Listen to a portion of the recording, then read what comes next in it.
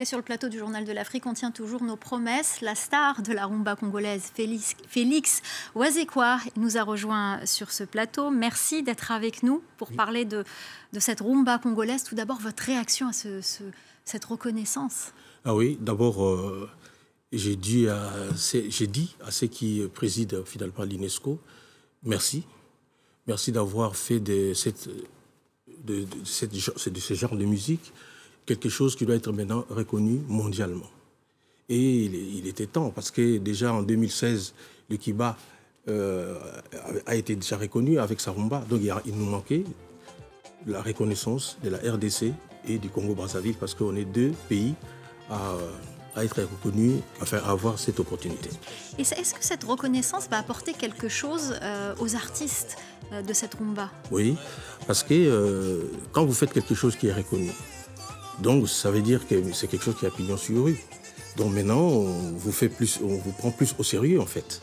Donc je pense que pour les artistes, c'est une dynamite en fait.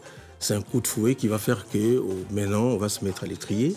Tout le monde va donner du sien, on va travailler. Aujourd'hui, je pense que la rumba sera peut-être aussi enseignée, pourquoi pas, dans certaines écoles, j'allais dire occidentales.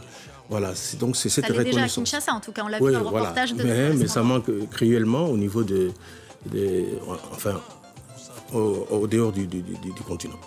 Et qu'est-ce que ça peut apporter à la rumba en elle-même, cette reconnaissance? Oui, c'est-à-dire que déjà, pour nous, c'est une façon de vouloir encore travailler plus. Moi, je pense que, pour ne pas vraiment me leurrer, je dois une fière chandelle aux deux présidents aujourd'hui qui sont au Congo-Brazzaville et à Kinshasa, en l'occurrence le président Sassou Nguesso et notre président Félix Antoine Tshisekedi. C'est-à-dire que cet événement arrive pendant qu'ils ont les rênes finalement du pouvoir. C'est à eux maintenant de conserver et de promouvoir maintenant, parce qu'il faut savoir que quand on vous donne une reconnaissance comme ça mondiale, si vous n'en faites rien, on peut vous la retirer. Voilà, donc c'est-à-dire que ce serait dommageable. La balle est dans leur camp. Voilà, la balle est dans leur camp. Je pense que maintenant, on va avoir des studios dignes de ces noms, on va avoir des salles de spectacle dans les deux pays pour qu'on puisse, on arrive à bien promouvoir cette rumba. En tout cas, le message est lancé. Est-ce qu'il y a une rumba classique? Ou est-ce qu'il y a une rumba plus moderne? Ou est-ce qu'il y a plusieurs rumbas? Il y a plusieurs rumbas. On a tendance d'ailleurs même à considérer toute musique aujourd'hui africaine comme une rumba, surtout en particulier dans l'Afrique centrale. Non, il y a différents types de rumba. Par exemple, il y a un grand qui s'appelait Wendo, voilà, qui à sa manière a fait de la rumba.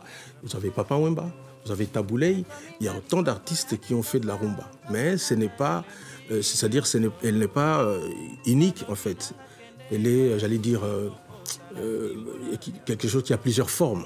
Mais l'essentiel, c'est qu'on reconnaît toujours la rumba quand on est en train de la jouer. Alors, Félix Ouazekwa, j'ai envie de vous poser une question. Oui. Est-ce que c'était mieux avant, la rumba?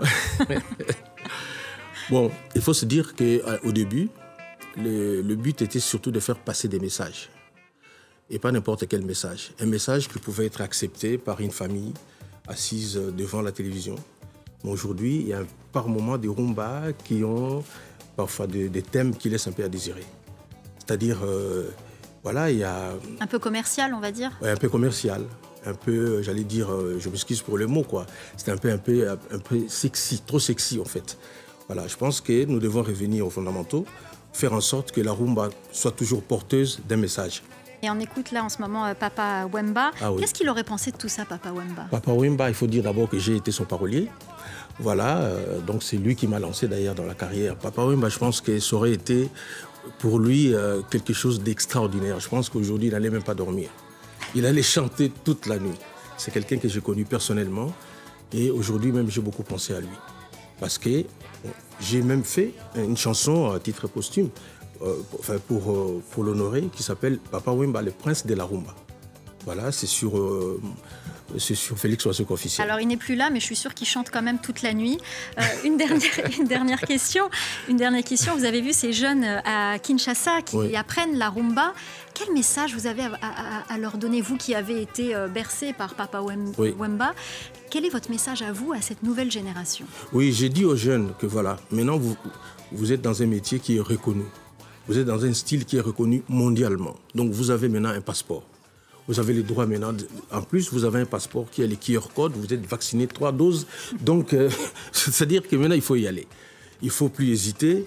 La carrière s'ouvre devant vous. D'ailleurs, l'importance d'être, par exemple, reconnu par l'ONU, c'est de pouvoir laisser quelque chose aux jeunes. Donc, c'est à vous maintenant. Nous, on a fait l'essentiel. On s'est battu. Hein. C'est pas du jour au lendemain qu'on vous reconnaît. Voilà, ce sont des démarches. C'est pourquoi j'ai dit tout à l'heure... merci beaucoup au président Félix Tshisekedi ainsi qu'au président Sassou Nguesso parce qu'ils se sont battus. Enfin, en tout cas, leur gouvernement et eux-mêmes se sont beaucoup impliqués. Et il ne faut pas jeter comme ça quelque chose qu'on vous a donné sur un plateau d'or. Eh bien, merci beaucoup Félix Wazekwa d'être venu sur ce plateau pour nous parler de cette belle rumba. Merci infiniment. C'est la fin du Journal de l'Afrique. Restez avec nous, l'info continue sur France 24.